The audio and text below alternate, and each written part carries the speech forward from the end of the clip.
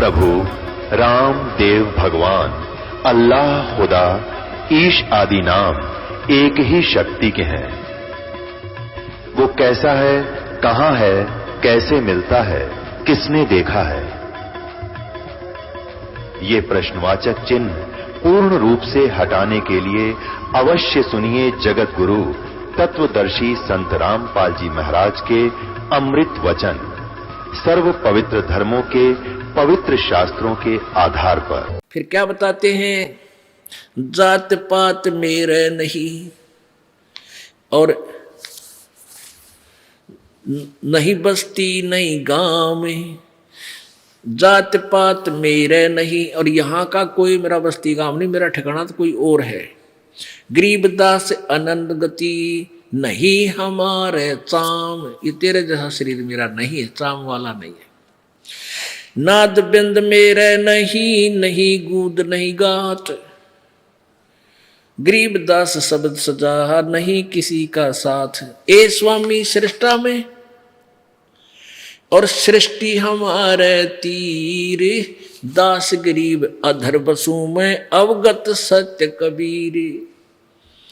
ए स्वामी, रामानंद जी को कहते, ए स्वामी जी मैं सारी सृष्टि का रचने वाला हूं, सृष्टा, और ये सृष्टि मेरे तीर, मेरे ही शक्ति के आधार पर ये सब लटक रहे हैं ब्रह्मांड, ये मेरे ही आश्रित है और मैं तो ऊपर अधर सतलोक में रहता हूं, वहां बसता हूं। अविगत सत्य कबीर, अविगत जिसकी गति से तुम परिचित नहीं है, जिसके विषय में तुम नहीं जान सकते, और वो मैं सत कबीर अविनाशी कबीर हूं। सुन रामानंद राम हम और मैं बावन नरसिंगे, दास गरीब कली कली हम ही से कृष्ण अभंग। ये तेरे राम और कृष्ण भी मेरे से ही उत्पन्न है, ये हमारे ही आधार हैं।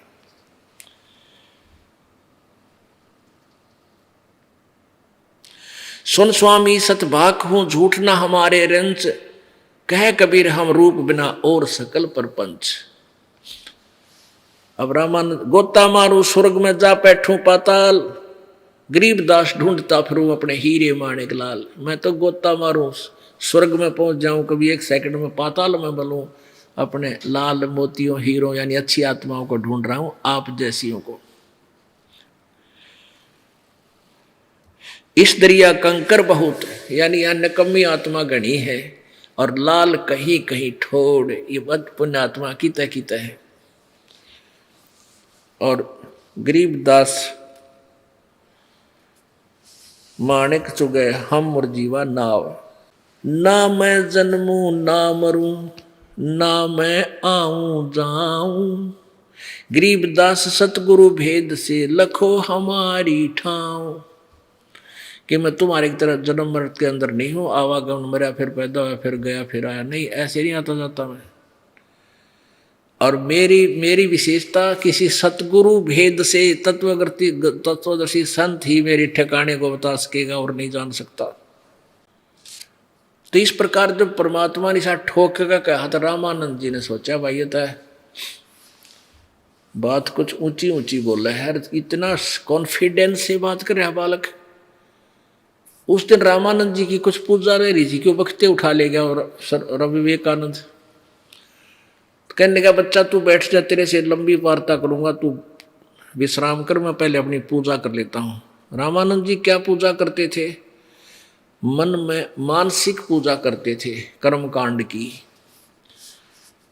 अब अपने जैसे अपने श्रद्धा बनाए रखने के लिए जैसे विष्णु जी की मूर्ति सामने हो, ऐसे कर्मकांड करते हैं साकार में कि विष्णु जी की, ठाकुर जी की मूर्ति होती है, कोई पीतल की बनवा ले, कोई चांदी की, कोई पत्थर की, उसको नवाते हैं पूरे स्वच्छ जल से, स्नान कराते हैं। फिर उसके छोटे छोटे कपड़े हुआ करें, छोटे छोटे कपड़े, धोती न्यारी, कुर्ता न्यारा है, ऐसे फिर माला कंठी डाल देते हैं, माला गले में। वैष्णोपंथ, ये माला की सिलसिला वैष्णो पंथों का है, कबीर पंथियों का नहीं है। ये तो भ्रमित है, सभी ज्ञान किसी को है नहीं, परंपरा देखा कंठी बांध लाएंगे। तो विष्णु जी के गले में कंठी डाली जाती है और ऊपर मुकुट रखते हैं और तिलक लगाते हैं। उस दिन रामानंद जी ने मानसिक पूजा करे था, कोई मूर्ति नहीं थी। वो प्रतिदिन ऐसे अभ्यास हो रहा था जैसे कल्पना करी सामने मूर्ति आ गई, जैसे स्वप्न देखा करें, स्वप्न में होता है ऐसे मूर्ति को जैसे अपने हाथों से नवाया, फिर स्वच्छ पहले वाले कपड़े उतार दिए, फिर नवा के और स्वच्छ कपड़े धोती बांधी, कुर्ता पढ़ा दिया छोटा सा, और फिर गले में उस दिन कंठी वो माला डालनी भूल गए तुलसी की, और तिलक ला दिया, ऊपर मुकुट रख दिया सिर पे, और वह माला रहेगी, माला ना डाली। अब जिस दिन पूजा करते हैं मुकुट रखने के बाद माला उतारी नहीं, मुकुट नहीं उतरे, मुकुट उतार दिया तो पूजा खंडित होगी। और जब कंठी यानी पूरा श्रृंगार ना हुआ और वह माला रहेगी तो भी पूजा अधूरी। अब रामानंद जी ने देखा तो चाला बहुत जुल्म हो गया भाई, अपराध लगेगा मुझको, आज पहली बार जीवन में मेरे से भूल पड़ी है कि मुकुट रख दिया और माला डालनी भूल गया। हे भगवान, आज मेरा कौन सा दोष आगे आ गया। अब ये सोचकर उसने सोची चल माला को मुकुट के अंदर से डाल दूं, गले में चली जाएगी, मुकुट उतारना नहीं पड़ेगा। अब जैसे माला डालने लगा वह मुकुट में अड़गी, आगे नहीं गई, मुकुट मोटा था, जैसे स्वप्न में आदमी दुखी हुआ करे ऐसे हो रहा था वो। और बहुत दुखी था कि आज के बड़ी भगवान मेरे से कौन सी गलती बन गई, क्योंकि वो तो उद्देश्य उसका भगवान की भक्ति था डेली, और काम मन ही था, वो तो बाल ब्रह्मचारी था, सब कुछ त्याग कर औरों को समझा गए, और एक दिन की भी भक्ति ना बनी तो दुखी हो जाता था। परमात्मा बाहर खड़े थे, 5 वर्ष के बालक, और अंदर से कहने लगे स्वामी जी चिंतित ना हो, इस माला की इस कंठी की गुंडी खोल ले, गांठ खोल ले, और फिर गले में डाल के गांठ बांध दे, मुकुट उतारना ना पड़ेगा। ओए होए होए। अब रामानंद जी ने देखा ना कोई सामने मूर्ति ना कोई माला दिखती, अरे इस बालक ने मेरे मन की बात बता दी, इसी से प्रभावित हो गया और जान लिया तो भगवान आ गया। रे भगवान खड़ाए तो सचमुच ठीक कह गया था, मैं परमात्मा हूँ। ओहो, अब किसकी गुंडी खोला था, कहाँ की गांठ लावा था, वो जिसके लिए तड़प रहा वो सामने खड़ा। एकदम उसने ना तेने देखा, उस समाज के कहेगा, ब्राह्मण समाज तेने थूकेगा या तेरे से दूर हो जाएगा, तुझे जाति से डाल देगा। लोक लाज नहीं करी उस महापुरुष ने, इसको ब्राह्मण कहते हैं, वक्त पड़े सौदा करे, कोठे डारे, ज्ञान आग लगा दी से झूठे ज्ञान का, जब भगवान का सच्चा ज्ञान और भगवान सामने खड़ा है। और मीराबाई वाली बात है, जल कैमरो संसार, हमने भगवान चाहिए। इसको ब्राह्मण कहते हैं जो भगवान पहचान दे। ब्राह्मण सोई जो ब्रह्म पहचाने, जो भगवान को पहचान लेता, दैट इज ब्राह्मण। रामानंद जी ब्राह्मण थे। आडा पर्दा फेंक दिया, पर्दा भी झोपड़ी करा, कित का कित पड़ा, जाकर भाज कर जल्दी सी बाहर आए और आते उस 10 वर्ष के बालक को जो सीने से लगा लिया है, भगवान खड़ा होता है। अब उस दिन उन्होंने देखा, ये क्या कहेंगे लोग, एक तो छोटी जाति वाले एक से लिपटम लिपटा हो रहा, नहीं देखा भगवान दिखाई दिया उसने। अब परमात्मा तो वार्ता बढ़ाना चाहा था, वहीं खत्म नहीं करना चाहते थे। तो रामानंद जी क्या कहते हैं, मन की माला तुम लखी, मन की पूजा तुम लखी, ये मुकुट माल प्रवेश, और गरीब दास गति कौन लखे, तेरा के वर्ण के भेष। रामानंद जी बोले, भगवान आपने मेरे मन की बात बता दी, आप तो परमात्मा हो। हे प्रभु, तो आपको कैसे पहचाने हम दुर्बुद्धि जीव, किस वर्ण में आ गए तुम, कौन वर्ण, यानी शूद्र वर्ण में। अरे एक बालक रूप में धोती बांधे खड़े आपको, क्योंकि ये तो भगवान मान रहे थे, शंख चक्र गदा लठ लाठ ले रहे हो, उन भगवान माने त्रिशूल ले रहे हो को तो सीधे ठोक दें हैं। और वो बैठ खड़े काम सिंपल मैन सिंपल बॉय परमात्मा। तेने बोला रामानंद है परमात्मा, आपने क्यों कर भगवान मानना है, कौन समझे आपको, आप किस रूप में खड़े, अरे जो लाया जाती मारे पता क्यों कर माना, यू आर गॉड है। परमात्मा बोले, मैं आप मना लूंगा तने, तू मेरी बात सुनता रहे। बोलो सतगुरुदेव। परम पिता परमात्मा पूर्ण ब्रह्म सारी सृष्टि के रचनहार कबीर देव कबीर साहब, अल्लाहु अकबर अल्लाह कबीर, ये एक ही प्रभु है, इसी के भाषा भी नाम प्रत्येक सदग्रंथ में विद्यमान है।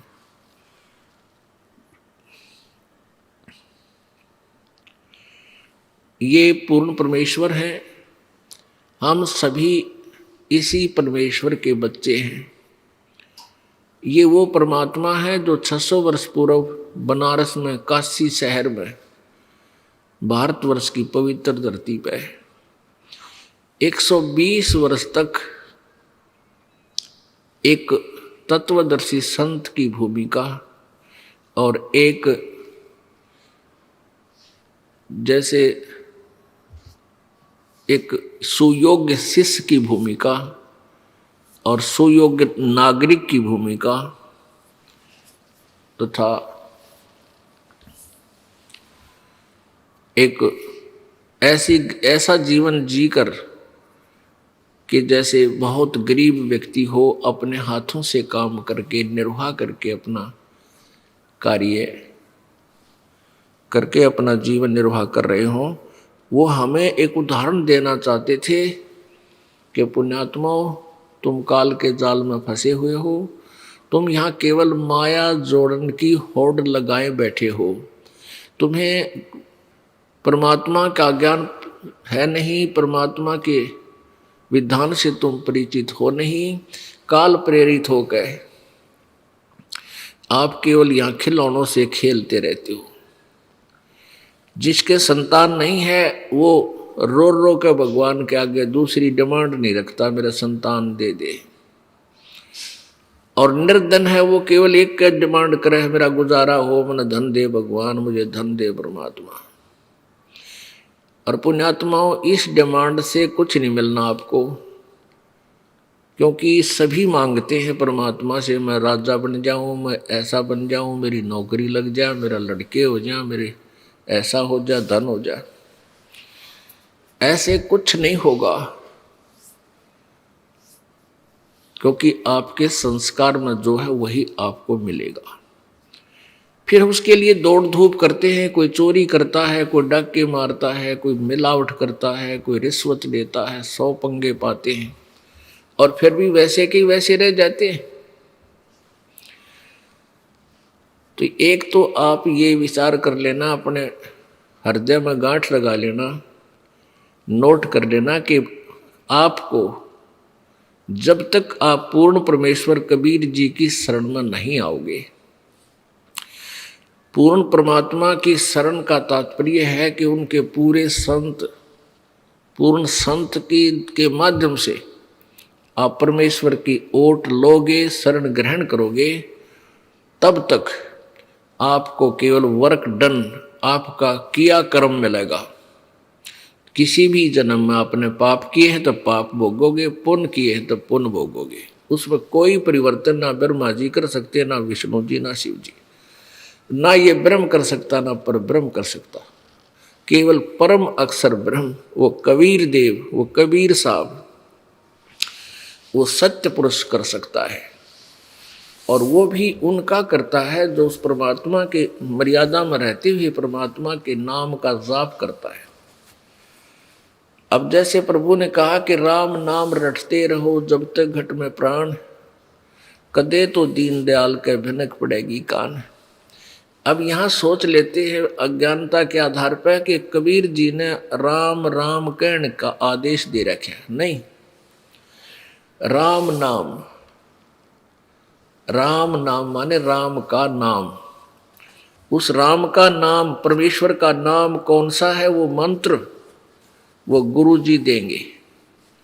जैसे आपने अभी सुना परमेश्वर की वाणी में कि हर सुमरे सो वार हैं और गुरु सुमरे हो पार। ये एक पद्य भाग है, इसमें राग के अनुसार शब्दों में कुछ कमी छोड़ दी जाती है, यानी अधूरे बोले जाते हैं राग को परिपूर्ण रखने के लिए, तो उसको कोड वर्ड बोलते हैं।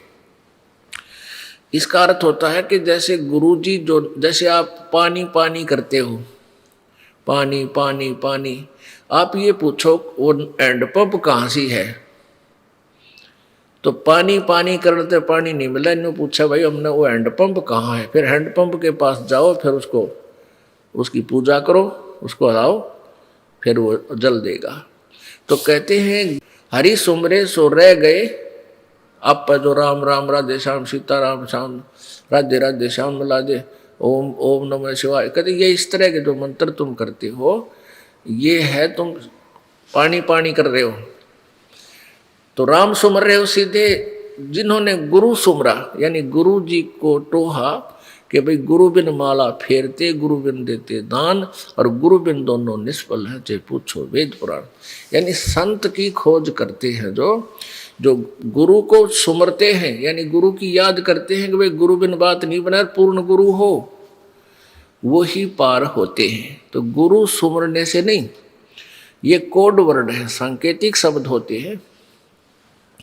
यहाँ कहा कि गुरु जी को याद करो, गुरु पूर्ण संत की तलाश करो, फिर उसके पास जाओ, फिर वो जो मंत्र विधि बताओ पूर्ण संत, उससे सिमरन करने से पार हो गया। तो परमात्मा कबीर जी हमें ये याद दिलाने आए थे कि भाई तुम सेठ बनना चाहते हो, और सेठ कितने बनते हैं? देख लो आपके गांव में, शहर में कितने पैसे वाले हैं, और सभी चाहते हैं मेरे अंदर धन हो, और दिन रात लगे रहते हैं, फिर भी ना होता। तो परमात्मा कहते हैं देते क्यों हर देता है जहां तहां से आन, ना दिया फिर मांगते फिरियो, साहब सुने नहीं कान। साहब माने भगवान। अब जिन्होंने पूर्वजन्म में पुण्य किए हैं, धर्म किए हैं, तो वो आज उनको धन मिला हुआ है, और जिन्होंने दान नहीं किया आज वो घसियारे हैं। तो वो कब किए थे पुण्य? सभी कहते हैं कि ये अपने जो दुखी व्यक्ति होता है वो भी स्वयं कहता है कि अभी मैंने घने पाप कर रखे हैं। और जिस व्यक्ति के ठाठ है, जिसको हम झूठे सुख को सुख मान रहे हैं, इसी को ठाठ कहते हैं।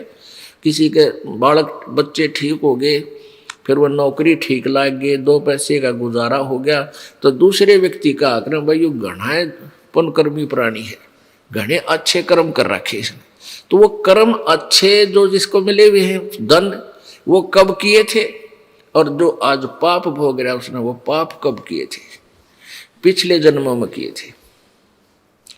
तो आज वर्तमान है, आज जो तुम करोगे तो आगे आपका भविष्य होगा ही नीचे। तो वर्तमान में जो हम करेंगे वो आगे आपको मिलेंगे, भविष्य में मिलेंगे।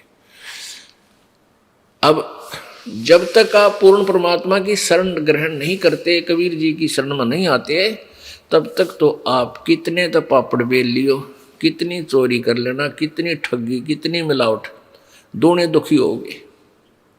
जब आप परमेश्वर कबीर जी की शरण में आ जाओगे, इनके पास एक पावर है, विटो पावर, सुप्रीम पावर। आपकी डिमांड आवश्यकता होगी, परमात्मा समझेंगे इसको ऐसा देना आवश्यक है, तो आपके भाग्य में वो सुख अपनी कलम से और लिख देंगे। कहते मासा घटे न तिल बधे, विद ना लिखे जो लेख, साचा सतगुरु मेट कर ऊपर मारे मेख।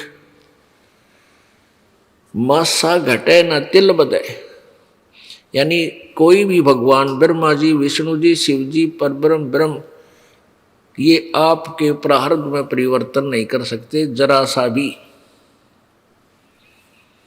केवल पूर्ण परमात्मा सच्चा सतगुरु मेट कर। अब देखो सतगुरु निरे झूठे भी हैं, सबका जगत गुरु ला रहे हैं, सतगुरु बोलते हैं उनको भी, वो सतगुरु नहीं है। इसलिए सच्चा सतगुरु और कहना पड़े। वैसे तो सतगुरु का अर्थ ही सच्चा गुरु होता है, लेकिन इन काल के दूतों ने अपना बोलबाला घना कर लिया, ये गुरु भी नहीं है, इन्होंने नाम धर लिया सतगुरु भी। तो इसलिए कहा कि सच्चा सतगुरु मेट के, सच्चा सतगुरु ऊपर मारा मेघ, यानी आपके पाप कर्मों को भी पूर्ण परमात्मा कबीर जी नाश कर देंगे, खत्म कर देंगे। जैसे यजुर्वेद अध्याय नंबर 5 के श्लोक नंबर 32 में कहा है, कबीर अंगारी असी। अंगारी माने बंधनों का, अग माने बंध, अग माने पाप, अरि माने शत्रु। अंगारी, अंगारी माने पापों का शत्रु, और बम्बारी बम्बर माने बंधन, अरी माने शत्रु, बम्बारी। बंधनों का शत्रु, बंधनों से छुड़ाने वाला, बंदी छोड़ कबीरसी परचेता, रत धामा असी, सवर ज्योति रत धामा असी। वो स्वयं प्रकाशित सतलोक के अंदर रहता है, सतलोक वासी है, सतलोक का मालिक है। यजुर्वेद बता रहा है। वो परमात्मा कबीर जी है। तो पुण्यात्मा, जैसे आपको बताया जाता है, परमात्मा कहते हैं कि तुम यहाँ काल प्रेरणा से, काल के द्वारा भ्रमित सारा जीवन खिलौनों से खेल कर बिता देते हो।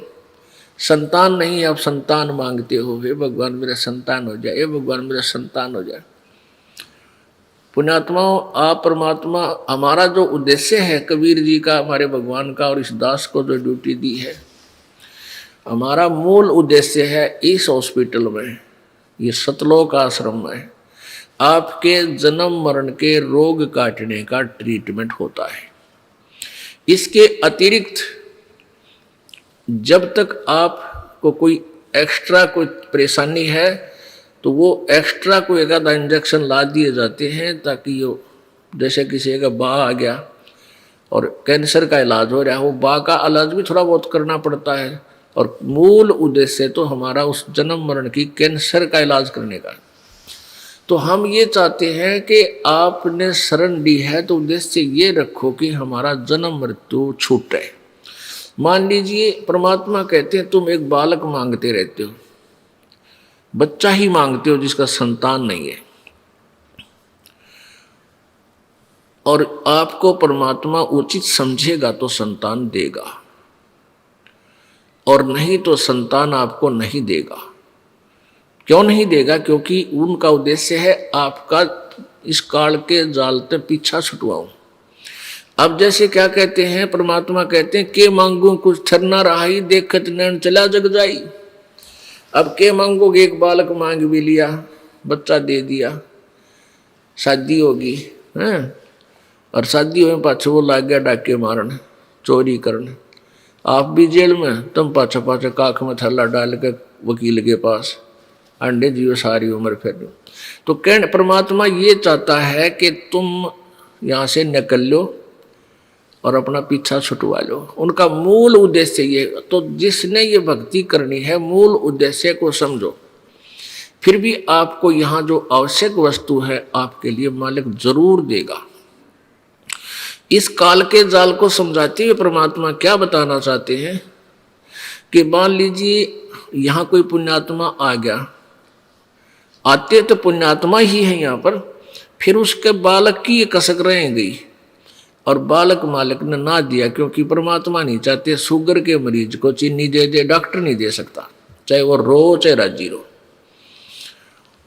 और मान लीजिए उसने शरीर यहाँ से नाम त्याग दिया और बालक प्राप्ति के लिए कि तो धक्के खानता अंडे गए हुए पति पत्नी, और बालक उसके भाग में है नहीं, होए नहीं। अंत समय में वो ज्ञानहीन प्राणी इसी कसक में मर जाती है, वह बेटी बहन मेरा संतान नहीं हुई, मेरा संतान नहीं हुई, मेरा संतान। फिर काल के करेगा, उसने जहाँ जो जिसकी जिसी मनोकामना लास्ट में होती है उसको उसी ही फुल कर देगा। फिर अगले जन्म में उसने कुतिया या सूरी बना देगा उस बेटी को, और नो का गले जा मिले 18 कट्ठे, या तेरी संतान क्या आज कर दूं तेरे वारे नारे। फिर वह सूरी बनकर जन्मे जाएगी, एक ब्याज पर 18। तो परमात्मा कहते इस पंडा छुटवा ले इस बीमारी तय। हमारा मूल उद्देश्य ये है कि तुम्हें सतलोक ले चलो, वहां कभी मृत्यु नहीं, कोई दुख नहीं। इसमें दूसरा कारण यह है कि काल के दूतों ने इतना अज्ञान फैला दिया कि ये कहते हैं जिसका लड़का बालक नहीं है, संतान नहीं है, उसकी तो शकल भी नहीं देखा सुबेरे सुबेरे, यानी इतना मनहूस है। और परमात्मा कहते हैं वो सबसे खुशकिस्मत आदमी है।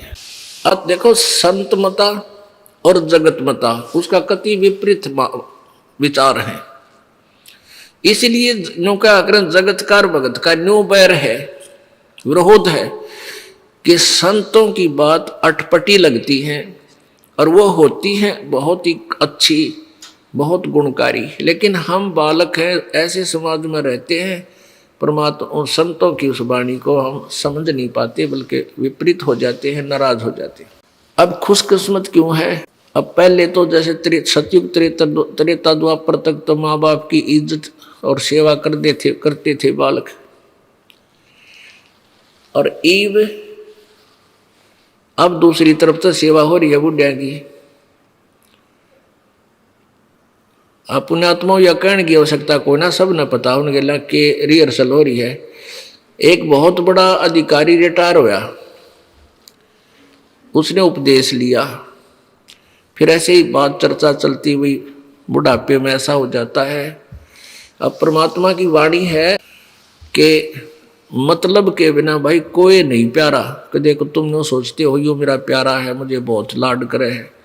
कहते हैं जब तक बैल चले हड़िये में, जब तक बैल चले हड़िये में तब तक डालें चारा, और वृद्ध होया जब नाथ काट दी वो घर घर लाठे खा रहा। अब वो बैल जब तक काम करने जोगा था तब तक उसकी खूब सेवा होती थी, उसको चारा मिलता था। जब वो वृद्ध हो गया, उसके लागे अस्थि पंजर दिखण, पैर आपस में टकरा कर चलने लगा, तब उसको काट कर उसका रस्सा और बार मार दिया लठ, घर घर धक्के खा रहा है। तो इतना स्वार्थ से हम उनको प्यार करते हैं। पहले नहीं कहते मेरा बैल मेरा बैल। जब तक बैल चले हलिये में तब तक डाले चारा, दर्द होया जब नाथ काट दी घर घर लाठे खारा, मतलब के बिना कोई नहीं प्यारा, मतलब के बिना कोई नहीं प्यारा। फिर क्या बताते हैं? दर्द होवे जब पड़े खाट में सुने वचन खारे, दर्द होवे जब पड़े खाट में सुने वचन खारे, कुत्ते तावण का भी सुख को न ये छाती फूकण हारे। अब बुढ़े बड़े हो जाते हैं बेचारे, ना उठने जोगे ना बैठने जोगे, ना अख्यात खास दिखे,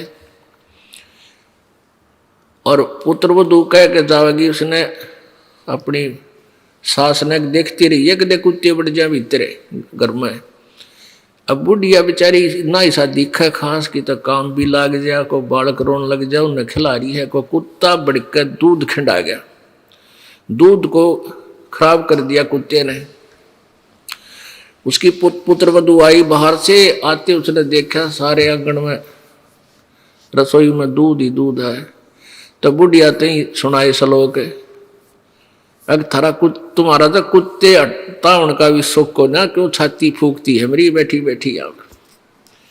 तो परमात्मा कहते हैं बूढ़ा हुआ जब पड़े खाट में सुने वचन खारे, और कुत्ते ताण का भी सुख को ना, तुम छाती फूकण आ रहे। तो पुण्यात्माओं भाव ये है कि परमात्मा संतान देता है, बहुत अच्छी बात है। उस अपनी परमात्मा की दी हुई गिफ्ट को परमेश्वर के चरणों में समर्पित कर दे। उन बच्चों का परमात्मा के ही बालक जानकर, आप उनका नौकर जानकर, क्योंकि हम उस मालिक के नौकर हैं और उस मालिक ने हमें बच्चे दे दिए, उनकी सेवा करें खूब परमात्मा के बालक जान के। जैसे एक नौकर या नौकरानी किसी सेठ साहूकार के यहाँ नौकरी करती है, उसको बालकों की ड्यूटी लगा दी जाती है बच्चों की, कि इनको तू संभाल, नवा धोवा, इनको खाना बना खिला, और स्कूल में इसके विद्यालय के में छोड़कर लेके आ। तो वो फिर अपनी इस डर से नौकरी करती है, कहीं इन बच्चों की सेवा में कोई कमी आ जाए और मालिक दुखी हो जाए। उसने पैसे दे रखे हैं, बच्चों का भी खर्चा दे रखा है और उसकी तनख्वाह भी देता है। तो वो फिर बहुत डर से सावधानी से कोई कमी नहीं आने देती बच्चों की सेवा में।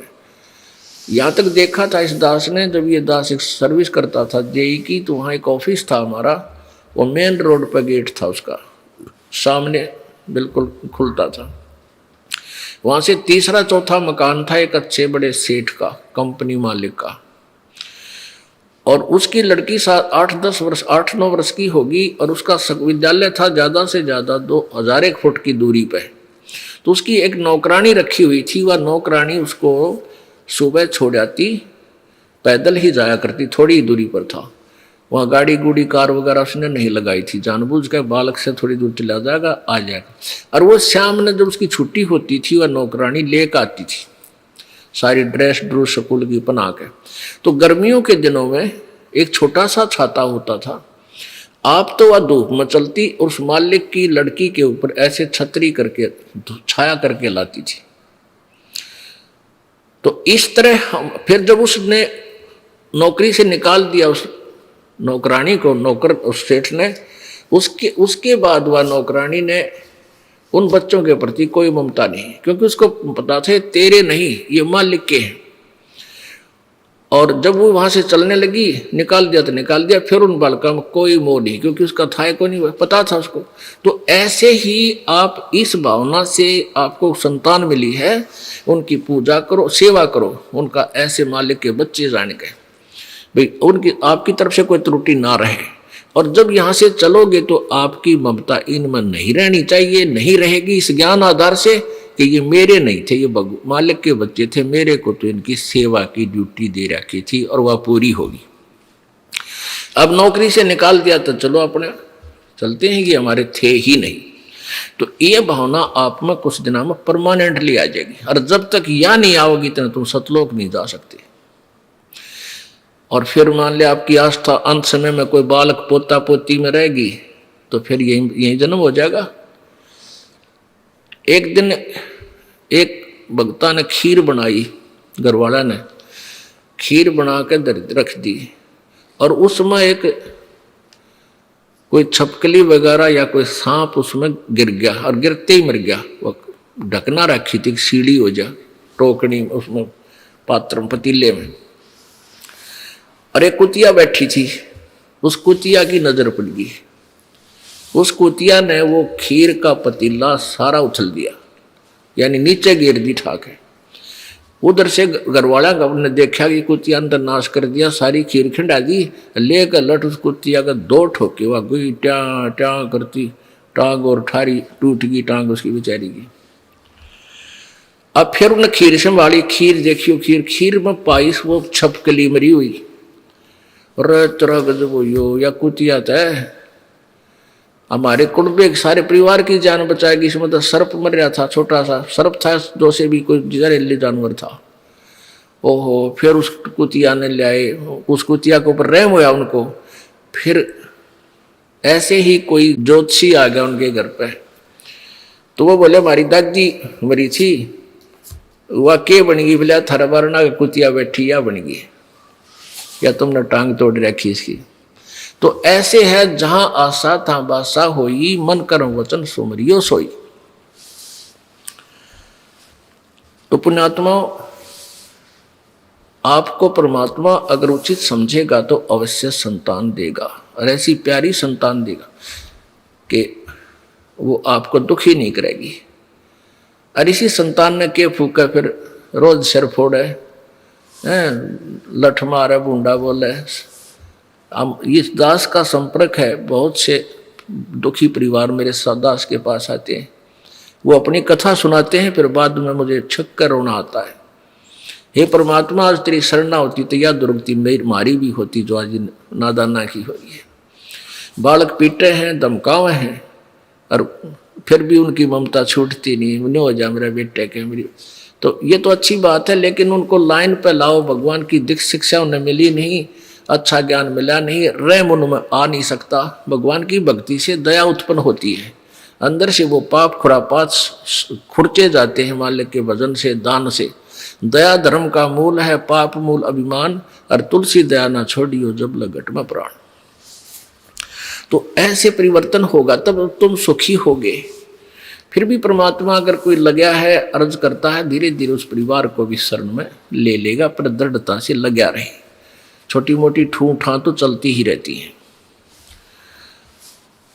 तो ऐसे हम परमात्मा यही बताना चाहते हैं कि मालिक एक, अब जैसे कहते हैं, कहावत है, कथा सुना करते हैं बालक में, बचपन में, एक बहन का बालक ना थे, और ये समाज इतना काल के दूतों द्वारा इतना भ्रमित कर दिया कि जिसका संतान नहीं उसका जीवन व्यर्थ है, न्यू मान रखे। और संत ने कहते हैं उस जैसा सुखी पृथ्वी पर नहीं, जब वो नाम ले रहा होता है। बिना नाम वाला तो वो भी दुखी है, वो भी व्यर्थ है उसका जीवन। यदि सच्चे पूर्ण संत से उसके पास उपदेश है, उसके साथ सुखी पृथ्वी पर नहीं। अपनों के हैं बुढ़ापे में कोई सेवा करनी आ चाहिए, अरे परमात्मा की भक्ति करते रहे, इसी बीमारी ना हो तो सेवा की जरूरत पड़े तो चलते चलते हाथ में तेरा शरीर छूट जाए, तो उन सेवादारों की भी डिमांड क्यों रखे बे? मतलब कौन तेरी सेवा करेगा इसे बूढ़े कलयुग में? और मान लीजिए किसी के बेटा बेटी पुत्र वधु भगवान आ गई, पिछले संस्कार में कोई दया भाव है उनमें, और आप कहोगी कैंसर, वो आपको नवा दवा सकते हैं, दवाई दवा सकते हैं, समय पर आपका आहार चाह पानी दे सकते हैं, पर वह चीज कैंसर की तो तन्ने भोगनी पड़ेगी। वो कैंसर की पीड़ा तन्ने किल की मारनी पड़ेगी, बेटा बेटी तरह कुछ नहीं सहारा कर सकते। तो उन बच्चों के लिए जो तूने सारा जीवन बर्बाद कर दिया, सारा जन्म खो दिया, भगवान भजा नहीं, और वो पाप तेरे ऊपर सारे आगे पहाड़ की तरह गिर गए। अब वो अच्छे बच्चे भी हैं, बताओ के सेवा करेंगे? तेरी अच्छी आत्मा होंगी, बैठकर रो लेंगे अपने पिता के पास, माँ के पास कि हमारे माता पिता बहुत दुखी, कैंसर होगी इनके। तो इस प्रकार हमने अपने जीवन में बहुत प्रयत्न करने की आवश्यकता है, और फिर आप भी सुखी, आपके बालका ने भी मालिक के चरणों में लगाओ, सुख हो जाएगा। कुछ कहावत है ये बहुत शिक्षाप्रद होती हैं, लगती हैं उठपटांग सी, तो इनके ऊपर हमने विचार करना चाहिए। अब जो प्रसंग चल रहा है ये विषय हम बदल रहे हैं। परमात्मा कबीर जी हमें ये सदुपदेश देने आते हैं, यथार्थ ज्ञान देने आते हैं। वो चारों युग में आते हैं परमात्मा कबीर जी, चारों युग में आते हैं, और प्रत्येक युग में ऐसे ही सतलोक से चलकर यहाँ पृथ्वी पर आते हैं, और अपनी प्यारी आत्माओं को, जो उनके पूर्व जन्म के कभी भगत थे, फिर वह रह गए ना पार हुए, अब फिर दुर्गति में साझा हो रहा है, कोई भक्ति भी कर रहे हैं, वो भी शास्त्र विरोध कर रहे हैं, उनके पास पहुंच जाते हैं, उनको अपनी शरण में लेते हैं।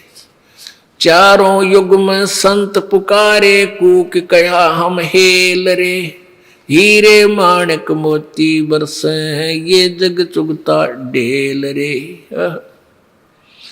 परमात्मा कहते हैं कि कबीर परमेश्वर जी कह रहे हैं कि चारों युग में मेरे संत भी आवाज लगा लगा कर कहते हैं, और मैं भी आता हूँ, मैं भी आवाज लगाता हूँ। हेला, हेल माने हेला देकर, रुक के मार मार के आवाज लगा कर, तेज आवाज से गरज गरज कर बोलते हैं, पर हमारी बात ये लोग सुनते नहीं, इन नकली संतों की बातों को यकीन कर लेते हैं। हमारा ज्ञान किने ना सुनिया, पर भी लेन जात है दुनिया। हमारा ज्ञान कोई सुनता कोई नहीं, वो पर भी लेन जा, गंगा में नहाने, जोड़ में कि तालाब में कहे वहां पर भी लगेगी, और तरह के जो वही हो। कहते हम जो तत्व ज्ञान बता रहे हैं इसको कोई नहीं सुनता, और पर भी लेने दुनिया जा रेला पर लटक लटक कर, ट्रेना को ऊपर नीचे लद कर, वो तरह के जो वही, वो केवल काल प्रेरणा से धक्के जो न खा रहे हैं, उनके पास यथार्थ ज्ञान न होने से अपना जीवन व्यर्थ कर रहे हैं। अब परमात्मा हमें चारों युगों में आते हैं और कहते हैं कि तुम जो साधना कर रहे हो ये गलत है, और जो हम बता रहे हैं ये साधना कीजिए।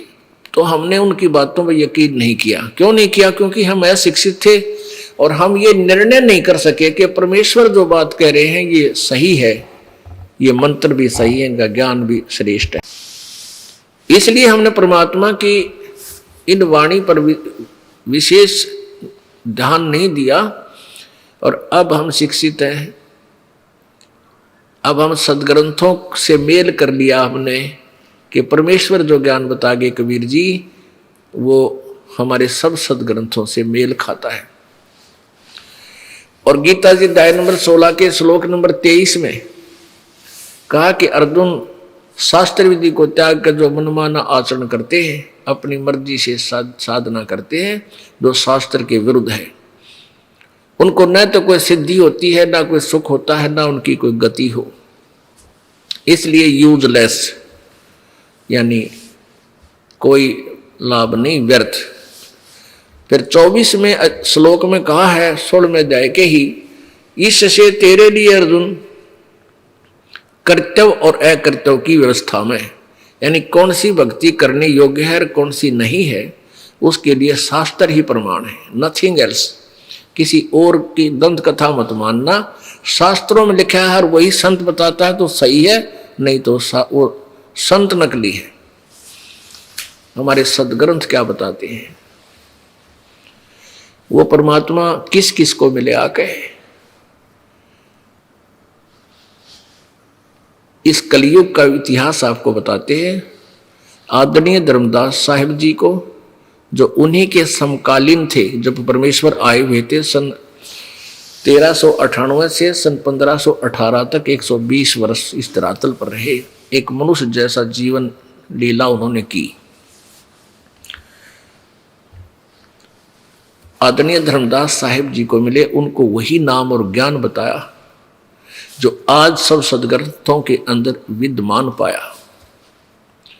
आदरणीय मलुकदास साहिब जी को, आदरणीय दादू साहिब जी को, आदरणीय नानक साहिब जी को, जो सिख धर्म के प्रवर्तक हैं। आदरणीय गरीबदास साहिब जी को, जो गांव छुडानी, जिला झज्जर, हरियाणा प्रांत में जिस उपलक्ष्य में ये समागम चल रहा है, वो इसी उपलक्ष्य में है कि उनको परमात्मा कबीर जी सतलोक जाने के उपरांत फिर पुनः यहाँ अपनी प्यारी आत्माओं को बताने के लिए, ज्ञान समझाने के लिए गरीबदास जी को मिले सन 1727 में, यानी फाल्गुन सुदी द्वादशी, यानी फागण उतरते की द्वादश, जो आज वो जो दिन है ये द्वादशी का, इस दिन परमेश्वर आकर के सतलोक से चलकर कबीर जी वहां छुडानी गांव में खेतों में, जब गरीबदास जी 10 वर्षीय बालक अपने ही खेतों में अन्य साथी पालियों के साथ, ग्वालों के साथ गायें चरा रहे थे, वहां मिले आके। पुण्यात्मा, आज का वो शुभ दिन है कि परमात्मा इस हरियाणा यानी भारतवर्ष की पृथ्वी पर अवतरित हुए पुनः। पहले तो भारत की ही पृथ्वी पर थे, जैसे बनारस के अंदर काशी में, फिर वहां से अपनी लीला करके अपने जो भगवान क्रिया करता है, भगवान जो सुख देता है, परमात्मा जो के गुण होते हैं वो सारे करके चले गए, वो होते ही हैं। अब जो उस परमात्मा में गुण है वो ऑटोमेटिक ही होंगे। जैसे चीनी, मीठे का गुण है चीनी का, जीभ का लगते मीठी लगेगी, किसी से मैं चाख लियो, कहीं रखी हो चाहे वह। तो ऐसे ही वो परमात्मा अपनी महिमा, अपनी शक्ति वहां दिखाकर चले गए। मुर्दों तक को जीवित किया, कोढ़ियों तक ठीक किया, निसंतानों को संतान दी जिनको आवश्यक समझते थे। अन्यथा परमात्मा ने स्वयं भी, जैसे नीरू और नीमानी संतान थे, उनको भी दे सकते थे संतान, लेकिन नहीं, उनका कल्याण करना था इसलिए संतान नहीं दी। स्वयं आगे बालक बन के उनके, क्योंकि इंजेक्शन, ये काल के दूत इंजेक्शन ऐसा लादे हैं कि वो दुखी हो जाता है जिसका संतान नहीं। एक आवेगी नो कह गया ये बहू का बालक होया, और सासू जो कहना कुछ ना, इसका कुछ ना हो, या तो हमारे छोरे का नाश करेगी। ये बुआ बेचारी दुखी हो जा सुन के इस तरह के ये तीर इंजेक्शन लगते हैं। फिर वह किसी ना किसी तरह कोई भी 100 जुगाड़ जोड़ते, उसको कितना कुछ बता दे, बेचारी ने सोचे मेरा संतान हो जा। ये रोज के ताने लगे हैं, इन तो पांडा छूटे। अब जैसे ये ज्ञान आपको हो जाएगा, फिर ये संसार में हमारे प्यारी आत्मा, बच्चे बेटे जो यहाँ से जाते हैं, रहते उसी समाज में, इन्हें के नहीं है। फिर कुछ दिन पीछे आ जाएगी कोई रिश्तेदार,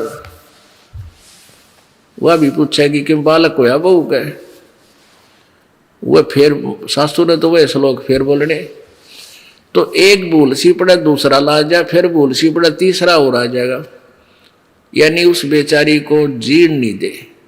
तो पुण्यात्मा उस सत्संग सुनने से फिर आप उस आपके ऊपर उनके इंजेक्शन का असर को नहीं हो। परमात्मा चाहेगा तो अवश्य देगा।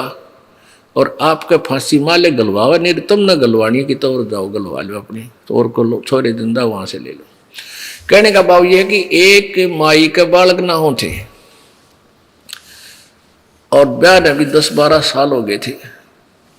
उसको किसी ने बता दिया, यानी सारे 12 वर्ष में तो बहुत कुछ पापड़ बेल ले है, जिसका संतान नहीं है, धरती पर जो भी किताब बता दे वहीं पहुंचेगा।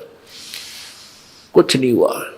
आखिर में किसी ने बता दिया सरफरे ने कि गाय जहां गऊ बंध रही हो ना, उन गऊओं ने फूक दे, जला दे, तो जला के मार दे, जब तेरा संतान हो जाएगी।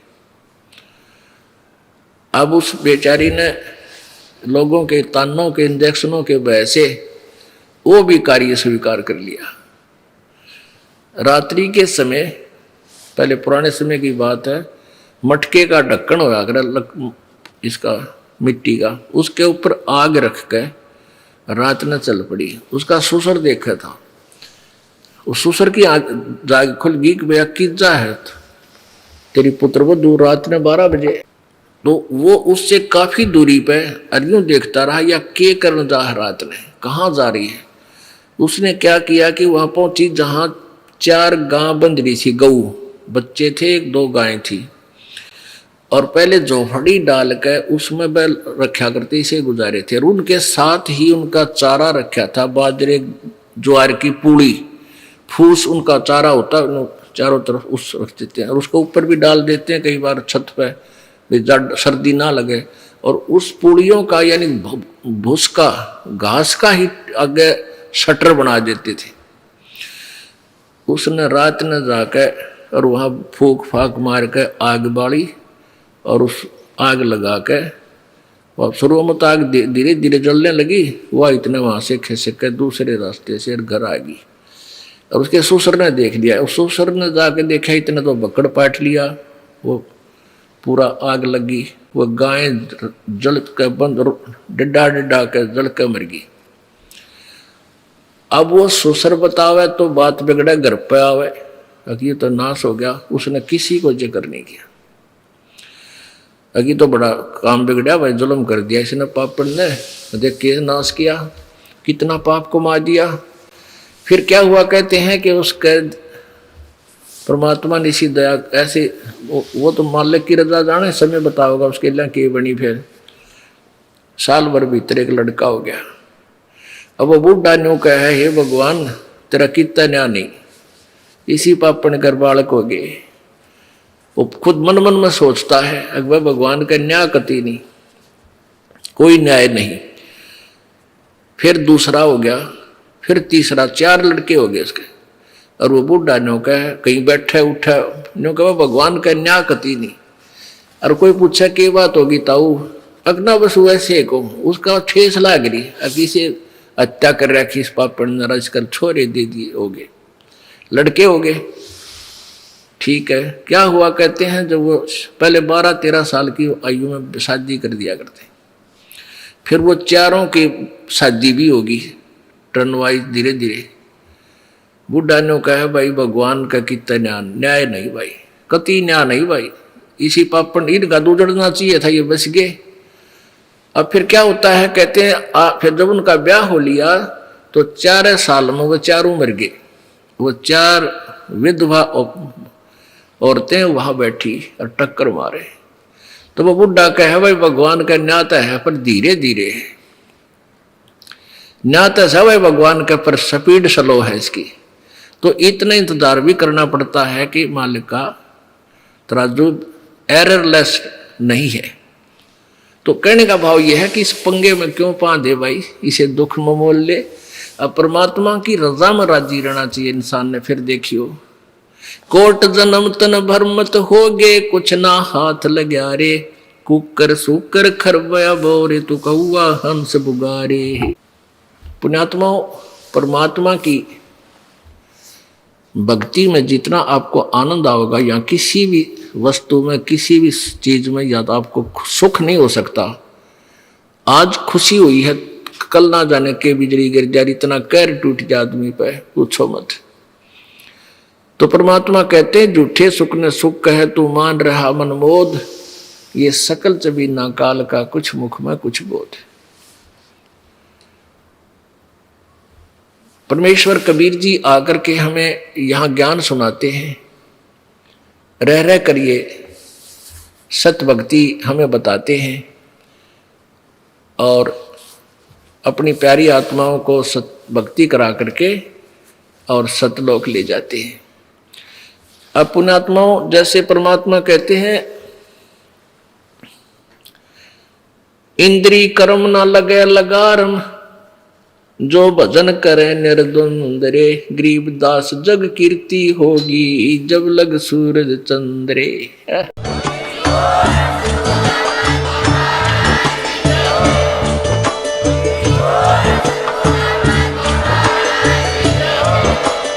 आप सुन रहे थे जगत गुरु तत्वदर्शी संत रामपाल जी महाराज जी के मंगल प्रवचन। अधिक जानकारी के लिए विजिट कीजिए हमारी वेबसाइट www.jagatgururampalji.org। संत रामपाल जी महाराज जी के शुभ आशीर्वाद से पूरे विश्व भर में 500 से भी ज्यादा नाम दीक्षा केंद्र हैं, जिन पर संत रामपाल जी महाराज जी द्वारा ऑनलाइन निःशुल्क नाम दीक्षा दी जा रही है। अपने नजदीकी नाम दीक्षा केंद्र का पता करने के लिए संपर्क करें 8222880541।